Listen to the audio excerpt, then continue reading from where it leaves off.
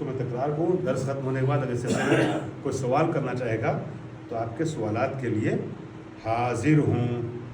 अलबत्ता ऑनलाइन भी कुछ लोग जो है वो सुनते हैं, देखते हैं, तो उनसे ये कहा जा सकता है कि सवाल अगर अपना मैसेज में डालें, वक्त रहा जवाब देने के लिए तो जवाब दिया जा सकता है उनके सवाल का लिख करके, ठीक है। और अब यहाँ हाँ, एक चीज़ और इजाफा अपने ज़हन में रखिएगा, मैं शायद बता चुका हूँ मगर फिर भी नहीं बताया, तब भी बताया, तब भी दोहरा दूँ कि जब आप मसा करेंगे तो जिन जगहों पे मसा करना है उसका मसा करते वक्त खुश्क होना लाजिम है, ज़रूरी है। अगर बाल गीला है फ़र्ज़ कीजिए, ठीक है, या पाँव गीला है, आपने वज़ू से पहले पाँव धो लिया था, तो गीले पाँव पर और गीले सर पर मसा नहीं होता है।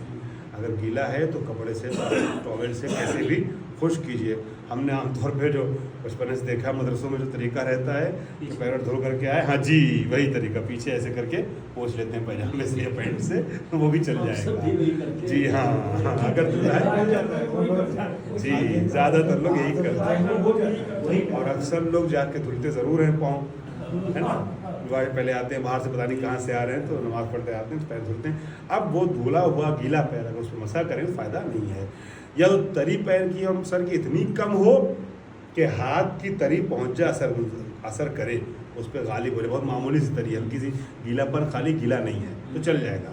लेकिन ऐसा है कि आपका हाथ की तरी जो उससे मिक्स हो रही है ये असर नहीं डाल रही, तो ऐसे सूरत में काम नहीं चलेगा, ठीक है, उसका खुश्क होना ज़रूरी है। अच्छा।